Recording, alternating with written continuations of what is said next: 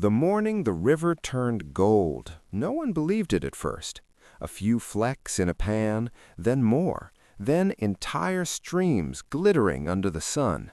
Within months, it would trigger one of the largest migrations in American history and transform a quiet frontier into chaos, fortune, and ruin. In January 1848, at a sawmill along the American River in what was then a remote territory of California, a carpenter named James W. Marshall noticed something unusual in the water. Tiny, shining particles caught his eye as he inspected the mill race. He picked one up, soft, metallic, impossible to ignore. Gold. At first, the discovery was kept quiet. The landowner, John Sutter, feared exactly what would happen if word spread. His agricultural empire depended on stability, on workers, on order. Gold would destroy all of that. And for a brief moment, it almost remained a secret. But news has a way of slipping through even the tightest grip. By the end of 1848, whispers had reached nearby settlements, then cities, then the entire country. Newspapers confirmed it. Reports spread across oceans. California wasn't just land anymore.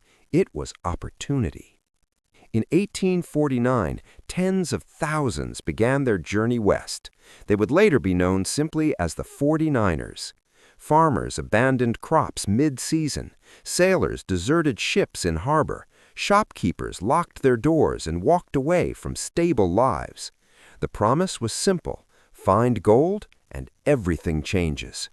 But the reality was far more complicated. The journey itself was a test of endurance. Some traveled by land, months crossing plains, deserts, and mountains. Others sailed around South America, enduring brutal seas and disease. A few cut across the dangerous jungles of Panama. There were no guarantees they'd even make it, and yet they came. When they arrived, California barely resembled the place described in their dreams. The quiet settlements had exploded into makeshift cities, tents, wooden shacks, muddy streets packed with strangers from every corner of the world. San Francisco, once a sleepy port, transformed almost overnight into a chaotic boomtown. There were no systems, no real laws, no infrastructure to support the surge of humanity. Just one shared obsession: gold. At first, it seemed almost easy. Early arrivals found nuggets in riverbeds, sometimes just lying on the ground. Stories spread of men becoming rich in days. But that phase didn't last. Very quickly, the gold became harder to find. Simple pans were no longer enough. Miners had to dig deeper, work longer, and compete harder. Claims overlapped. Disputes turned into fights. What began as a hopeful rush turned into a relentless struggle. And here's the part most people don't expect.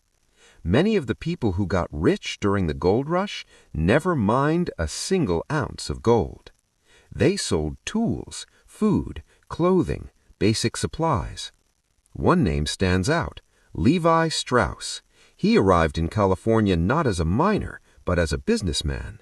Seeing the demand for durable clothing, he began producing reinforced pants for laborers. Those pants would later become known as blue jeans.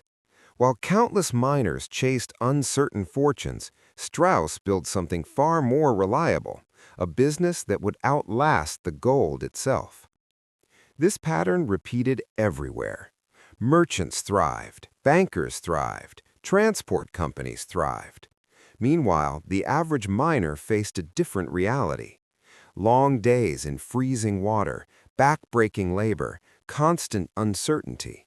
Many found nothing at all. Some struck gold briefly, only to lose it just as quickly. The gold rush wasn't just a story of wealth. It was a story of risk, and often disappointment.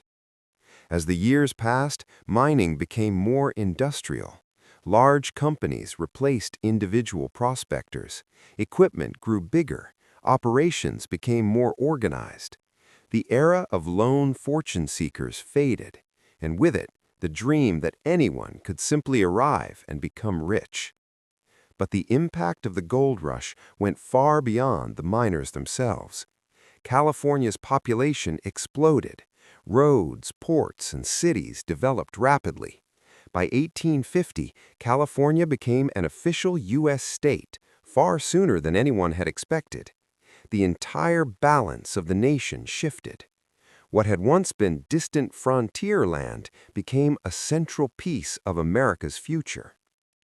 Yet, beneath the growth and opportunity, there was another side to the story.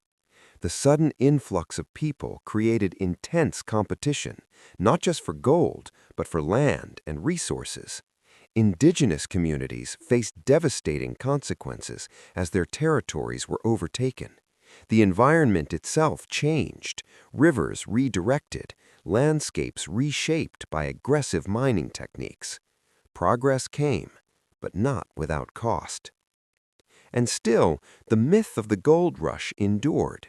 Even today, it represents something deeply human, the belief that somewhere out there is a chance to change everything overnight. A single discovery, a single moment, a single risk.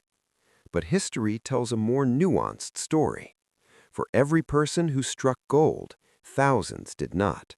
For every fortune made, countless dreams faded quietly into the background. And yet, people kept coming, because the idea of possibility is powerful.